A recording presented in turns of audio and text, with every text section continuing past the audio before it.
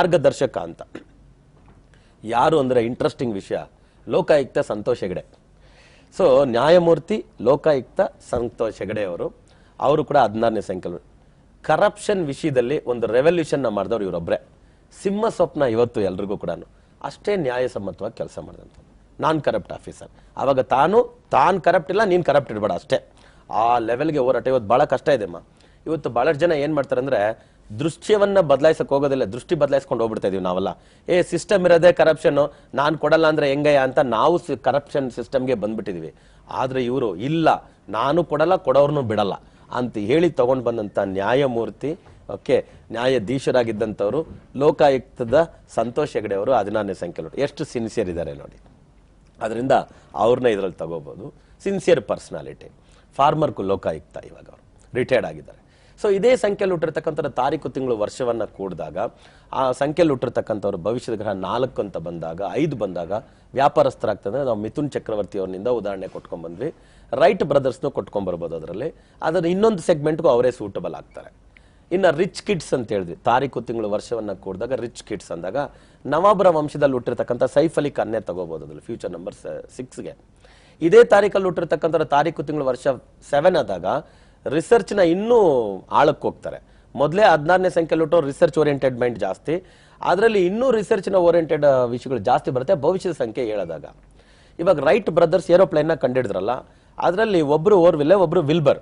Okay, right ಅನ್ನೋದು ಅವ್ರ surname. ಅದು ಅವಾಗ ಆ ವಿಲ್ಬರ್ ಅಂತಿದ್ರಲ್ಲ, ಅವ್ರು 16ನೇ ಸಂಖ್ಯೆಯಲ್ಲಿ ಹುಟ್ಟಿದವರು. ಸೊ ಅವಾಗ ಅವ್ರ ಅಣ್ಣ 1ನೇ ನಂಬರಲ್ಲಿ ಹುಟ್ಟಿದ್ದಾರೆ, ಇವ್ರು 7ನೇ ನಂಬರಲ್ಲಿ ಹುಟ್ಟಿದ್ದಾರೆ. ಸೊ 7ನೇ ನಂಬರಲ್ಲಿ ಹುಟ್ಟಿರೋ ತಮ್ಮ ಅಣ್ಣ 1ನೇ ನಂಬರಲ್ಲಿ ಹುಟ್ಟಿದ್ದಾರೆ. ಇವರಿಬ್ರು ಸೇರಿ ವಿಮಾನವನ್ನ ಕಂಡಿಡಿದ್ರು. ಅವಾಗ 1ನೇ ನಂಬರ್ ಜೊತೆ 7ನೇ ನಂಬರ್ ಸೇರಿದ್ರು ಕೂಡ ಅಲ್ಲಿ ರಿಸರ್ಚ್ ಬಂದ್ಬಿಡುತ್ತೆ. ಸೊ ವಿಮಾನವನ್ನ ಕಂಡಿರ್ತಕ್ಕಂಥ ರೈಟ್ ಬ್ರದರ್ಸ್ ಅಲ್ಲಿ ವಿಲ್ಬರ್ ಕೂಡ 16ನೇ ಸಂಖ್ಯೆಯಲ್ಲಿ ಹುಟ್ಟಿದವರು. ಇನ್ನು ಈ ಸಂಖ್ಯೆಯಲ್ಲಿ ಹುಟ್ಟಿರ್ತಕ್ಕಂಥ ಭವಿಷ್ಯದ ಗ್ರಹ 8, 9 ಆದಾಗ ಅಲ್ಲಿ ಇವರು ದುರಂತ ನಾಯಕರಾಗ್ತಾರೆ ಅಂತ. ಅದ್ರಲ್ಲಿ ನಾವು ಯಾರನ್ನ ನಾವು ಉದಾಹರಣೆ ಕೊಡ್ಬೋದು ಅಂದ್ರೆ ಪವನ್ ಕುಮಾರ್ ಬನ್ಸಾಲ್ ಅಂತ. ಈಗ ರೈಲ್ವೆ ಮಿನಿಸ್ಟರ್ ಆಗಿದ್ದು ರಿಸೈನ್ ಮಾಡಿಬಿಟ್ರು. ಅವರು ರೈಲ್ವೆ ಮಿನಿಸ್ಟರ್ ಆಗಿದ ತಕ್ಷಣ ಅವ್ರ ಹಳೆಯ ಯಾವುದೋ ಸ್ಕ್ಯಾಮ್ ಮಾಡಿ ನಮ್ಮ ಮಾವ ಈ ತರ ರೈಲ್ವೆ ಮಿನಿಸ್ಟರ್ ಅಂತೇಳಿ ಅವ್ರ ಹತ್ರ ಯಾರ್ಯಾರ ಹತ್ರ ದುಡ್ಡು ಕಾಸೆಲ್ಲ ವಸೂಲ್ ಮಾಡಿ ಇನ್ನೇನ್ ಮಾಡೋದು ಪಾಪ ಅವ್ರ ಹಳೆಯ ಹಂಗ್ ಮಾಡಿದ್ರು ಅಂತ ಪ್ರೂವ್ ಮಾಡಿಬಿಟ್ರು. ಪ್ರೂವ್ ಮಾಡಿದಕ್ಕೋಸ್ಕರ ಇವ್ರು ರಿಸೈನ್ ಮಾಡ್ಬಿಟ್ರು. ಲೆಕ್ಕ ಇಟ್ಕೊಳ್ಳಿ, 16ನೇ ಸಂಖ್ಯೆಯಲ್ಲಿ ಹುಟ್ಟಿರ್ತಕ್ಕಂಥವ್ರು ಕರೆಕ್ಟ್ ಆಗಿ ಕೆಲಸ ಮಾಡಬೇಕು. ಅವ್ರ ಅಳಿಯ ಮಾಡಿದ್ದಕ್ಕೇನೆ ಇವ್ರ ಇನ್ವಾಲ್ವ್ಮೆಂಟ್ ಇಲ್ಲ ಅನ್ನೋದಕ್ಕೋಸ್ಕರ ಇನ್ನು ಗೌರ್ಮೆಂಟ್ಗೆ ಕೆಟ್ಟ ಹೆಸರು ಬರುತ್ತೆ ಅಂತ ಮನಮೋಹನ್ ಸಿಂಗ್ ಗೌರ್ಮೆಂಟ್ ಅಲ್ಲಿ ಇವಾಗ ನಮ್ಮ ಮಲ್ಲಿಕಾರ್ಜುನ ಖರ್ಗೆ ಅವರು ಇವರಾಗಿರ್ಬೇಕು ಈಗ.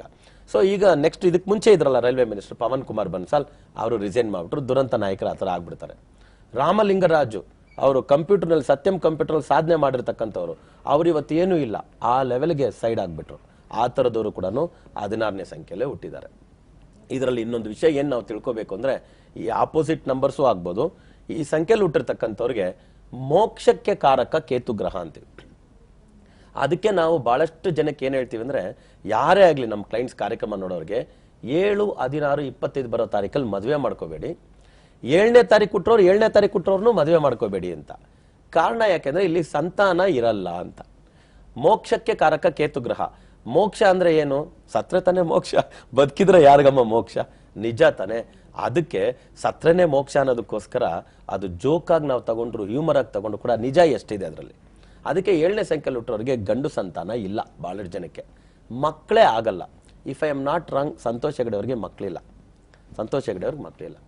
ಇನ್ನು ಮಕ್ಕಳಾದ್ರೆ ಹೆಣ್ಣು ಮಕ್ಕಳು ಮಾತ್ರ ಆಗ್ತಾರೆ, ಗಂಡು ಮಕ್ಕಳು ಇವ್ರಿಗೆ ಆಗಲ್ಲ. ಹಂಗೂ ಆದ್ರೆ ಒಂದು ಗಂಡು ಮಗು ಇರ್ತಾರೆ, ಒಂದು ಗಂಡು ಮಗು. ಅದಕ್ಕೆ ಮೇಲೆ ಮಕ್ಕಳಾಗೋದು ಕಷ್ಟ ಇವ್ರಿಗೆ. ಇವಾಗ ನಮ್ಮ ಕುಮಾರಸ್ವಾಮಿ ಅವ್ರನ್ನ ತಗೊಳ್ಳಿ, ಒಂದು ಗಂಡು ಮಗು. ಪಿ ಚಿದಂಬರಂ ಅಂತ ಹೇಳಿದ್ನಲ್ಲ, ಚಿದಂಬರಂ ಅವ್ರಿಗೆ ಒಬ್ಬ ಗಂಡು ಮಗು ಕಾರ್ತಿ ಅಂತ. ಇವರಿಬ್ಬರಿಗೂ ಒಂದೊಂದು ಗಂಡು ಮಗು ಆಯ್ತಾ. ಸಂತೋಷ್ ಹೆಗಡೆ ಅವ್ರಿಗೆ ಮಕ್ಕಳೇ ಇಲ್ಲ ಅಂತ. ಹೇಮಾ ಮಾಲಿನಿ ಅವ್ರಿಗೆ 2 ಹೆಣ್ಮಕ್ಳೆ. ಹೇಮಾ ಮಾಲಿನಿ ಅವ್ರಿಗೆ 2 ಹೆಣ್ಮಕ್ಳೆ, ಇಶಾ, ಆಹನಾ, ಡಿಯೋಲ್ ಅಂತ. ಸೊ ಆ ತರ ಆದ್ರೂ ಕೂಡ ಇವರು ಆಪೋಸಿಟ್ ಅಲ್ಲಿರೋರ್ನ ಏನಾದ್ರು ಮದುವೆ ಮಾಡ್ಕೊಂಡ್ಬಿಟ್ರೆ ಅಲ್ಲಿ ತೊಂದರೆ ಆಗುತ್ತೆ. ಹೇಗ್ ತೊಂದರೆ ಆಗುತ್ತೆ? ಅವ್ರ ಫೀಲ್ಡ್ ಅಲ್ಲಿ ಅವ್ರು ಸಕ್ಸಸ್ ಮಾಡಕ್ಕಾಗಲ್ಲ. ಹೇಮಾ ಮಾಲಿನಿ ಮದುವೆ ಮಾಡ್ಕೊಂಡದ್ದು 8ನೇ ನಂಬರ್ನ ಧರ್ಮೇಂದ್ರ ಅವ್ರನ್ನ. ಇವರು ದೊಡ್ಡ ನಟಿ, ಅವರು ದೊಡ್ಡ ನಟ, ಆದ್ರೆ ಅವರಿಬ್ಬರು ಮಕ್ಕಳು ಶೈನ್ ಆಗ್ಲಿಲ್ಲ. ಆಸ್ ವೆಲ್ ಆಸ್ ಅವರ ಮೊದಲನೇ ಪತಿಯ ಮಕ್ಕಳು ಇಬ್ಬರಿದ್ರು ಗಂಡು ಮಕ್ಕಳು. ಯಾರಿಗೆ? ಧರ್ಮೇಂದ್ರ ಅವ್ರಿಗೆ. ಹೇಮಾ ಮಾಲಿನಿ ಅವ್ರ ಜೊತೆ ಎಲ್ಲ ಗಂಡು ಮಕ್ಕಳು. ಅವರಿಬ್ರು ಅಷ್ಟು ಶೈನ್ ಆಗ್ಲಿಲ್ಲ, ಸನ್ನಿ ಡಿಯೋಲ್ ಆಗ್ಲಿ, ಅಬೆ ಡಿಯೋಲ್ ಆಗ್ಲಿ. ಅವಾಗ ಲೆಕ್ಕ ಇಟ್ಕೊಳ್ಳಿ, ನಿಮ್ ತಾರೀಕಲ್ಲಿ ಹುಟ್ಟಿರ್ತಕ್ಕಂಥವ್ರಿಗೆ ಮಕ್ಕಳ ಭಾಗ್ಯದ ಕೊರತೆ ಹೆಚ್ಚಿರುತ್ತೆ. ನೀವು ಆ ತಾರೀಕಲ್ಲಿ ಹುಟ್ಟೋರ್ನ ಮದುವೆ ಮಾಡ್ಕೋಬಾರ್ದು. 7, 16, 25 ಮದುವೆ ಮಾಡ್ಕೊಂಡ್ರೆ ಮಕ್ಕಳ ಕೊರತೆ ಏರ್ಪಡುತ್ತೆ, ಮಕ್ಕಳಾಗಲ್ಲ. ಮಕ್ಕಳಾದ್ರೂ ಕೂಡ ಗಂಡು ಮಕ್ಕಳು ಉಳಿಯೋದು ಕಷ್ಟ. ಅವ್ರು ಶೈನ್ ಆಗೋದು ತುಂಬಾ ಕಷ್ಟವೇ. ಅದನ್ನ ಸ್ವಲ್ಪ ಕೇರ್ ತಗೋಬೇಕು. ಅವ್ರ ಮದುವೆ ಡೇಟ್ನ ಕರೆಕ್ಟಾಗಿ ನೋಡ್ಕೋಬೇಕು. ಆಮೇಲೆ 16ನೇ ತಾರೀಕು ಕೊಟ್ಟರು 16ನೇ ತಾರೀಕು ಕೊಟ್ಟರು ಮದುವೆ ಮಾಡ್ಕೊಳ್ಳೋದು ಕಡಿಮೆ ಮಾಡ್ಕೋಬೇಕು. ಇವ್ರಿಗೆ 5ನೇ ಸಂಖ್ಯೆ ಕೂಡ ಬರಲ್ಲ. ಅದೇ ರೀತಿ ಇವ್ರಿಗೆ 9ನೇ ಸಂಖ್ಯೆ ಕೂಡ ಬರಲ್ಲ. ಸೊ ಇವಾಗ ನಾನು ಹೇಳಿದ್ನಲ್ಲ ವಿಲ್ಬರ್ ಅಂತ, ಅವ್ರು 45ನೇ ವರ್ಷಕ್ಕೆ ತೀರೋಗ್ಬಿಟ್ರು, 30ನೇ ತಾರೀಕೆ ತೀರೋಗ್ಬಿಟ್ರು. ಅವಾಗ 7ನೇ ನಂಬರ್ಗೆ 3 ಮತ್ತು 9 ಕೂಡ ಬರಲ್ಲ. 7ನೇ ಸಂಖ್ಯೆಗೆ 7ನೇ ನಂಬರ್ ಕೂಡ ಬರಲ್ಲ. ಮದುವೆ ವಿಷಯಕ್ಕೆ ಮದುವೆ ತಾರೀಕು ಅದು ಇರ್ಕೂಡ್ದು. ಅದರಿಂದ 7ನೇ ಸಂಖ್ಯೆಯಲ್ಲಿ ಹುಟ್ಟೋರು 7, 16, 25 ಮದುವೆ ಮಾಡ್ಕೊಳ್ಳೋದು ಬೇಡ. 5, 14, 20 ಮದುವೆ ಮಾಡ್ಕೋಬೇಡ ಅಂತ ಹೇಳ್ಕೋಣ. ನೆಕ್ಸ್ಟ್ ಲಕ್ಕಿ ಟಿಪ್ಸ್ಗೆ ಹೋಗ್ಬೇಡ. ಸೊ ಇಷ್ಟೆಲ್ಲ ನೆಗೆಟಿವ್ ಅನ್ನೋದಕ್ಕಿಂತಲೂ ಪಾಸಿಟಿವ್ ಇದರಲ್ಲಿ ಜಾಸ್ತಿ ಇರೋದು. ಮಕ್ಕಳ ಭಾಗ್ಯದ ಕೊರತೆ ಮದುವೆ ದಿನಾಂಕದ ಮೇಲೆ ಜಾಸ್ತಿ ಇರೋದ್ರಿಂದ ಅದೊಂದು ಮಾತ್ರ ನೆಗೆಟಿವ್ ಆಗಿ ತಗೊಳ್ಳಿ. ಹಾರ್ಟ್ಗೆ ತಗೋಬೇಡಿ, ಹೆಡ್ಗೆ ತಗೊಳ್ಳಿ. ಭಯ ಪಟ್ಬಿಡಬಾರ್ದು. 7ನೇ ಸಂಖ್ಯೆಯಲ್ಲಿ ನಾವು ಹುಟ್ಟಿದೀವಾ, ನಾವು ಆಪೋಸಿಟ್ ಸಂಖ್ಯೆಯಲ್ಲಿ ಹುಟ್ಟೋನ್ ಮದುವೆ ಮಾಡ್ಕೊಳ್ಳೋದು ಬೇಡ, ಮಕ್ಕಳ ಭಾಗ್ಯದ ಕೊರತೆ ಉಂಟಾಗುತ್ತೆ, ಪ್ರೂವ್ ಒಂದು ಸತ್ಯ ಅಂತ ತಿಳ್ಕೊಳ್ಳಿ. 7ನೇ ತಾರೀಕೆ ಮದುವೆನೂ ಮಾಡ್ಕೋಬೇಡಿ. ಓಕೆ, ಅಷ್ಟನ್ನು ನೋಡ್ಕೊಳ್ಳಿ. ಇನ್ ಕೇಸ್ ಇತ್ತಂದ್ರೆ ಮರುಮಾಲ್ದನೆ ಮಾಡ್ಕೊಂಡು ಸೆಟ್ಲ್ ಆಗಿ ಅಷ್ಟೇ. ಸೊ ಇವರಿಗೆ ಹುರುಳಿಕಾಳು ತುಂಬಾ ಒಳ್ಳೆ ಧಾನ್ಯ. ಒಂದು 7 ಇಡೀ ಹುರುಳಿಕಾಳನ್ನ ಒಂದು ವೈಟ್ ಕಲರ್ ಬಟ್ಟೆಲಿ ಹಾಕಿಟ್ಟು ಅದನ್ನ 16ನೇ ತಾರೀಕಿಟ್ಟು 25, 25ನೇ ತಾರೀಕಿಟ್ಟು 7ನೇ ತಾರೀಕು 7ನೇ ತಾರೀಕಿಟ್ಟು 16ನೇ ತಾರೀಕು ಒಂದು ಸರ್ಕಲ್ ಮಾಡಿದ್ರೆ ಕೂಡ ಸಕ್ಸಸ್ ಸಿಗುತ್ತೆ. ಇವರಿಗೆ ಆರಾಧ್ಯ ದೇವರು ಅಂದ್ರೆ ವಿನಾಯಕನೇ. ಅಂದ್ರೆ ಪ್ರಾಣಿ ಮುಖದ ದೇವರು ವಿನಾಯಕ, ಆಂಜನೇಯ, ನರಸಿಂಹ, ಆಮೇಲೆ ಹಯಗ್ರೀವ, ವರಾಹ, ಈ ದೇವಸ್ಥಾನಗಳಿಗೆ ಎಷ್ಟು ಹೋಗ್ಬಿಟ್ಟು ಬರ್ತಾರೋ ಅಷ್ಟು ಒಳ್ಳೆ ಸಕ್ಸಸ್ ಸಿಗುತ್ತೆ. ಮೊಬೈಲ್ ನಂಬರ್ಸ್ ಬಗ್ಗೆ ಬಹಳ ಡೀಟೇಲ್ಸ್ ಕೊಟ್ಟಿದ್ದೀವಿ. ಕಲರ್ಸ್ ಬಗ್ಗೆನೂ ಬಹಳ ಡೀಟೇಲ್ಸ್ ಕೊಟ್ಟಿದ್ದೀವಿ.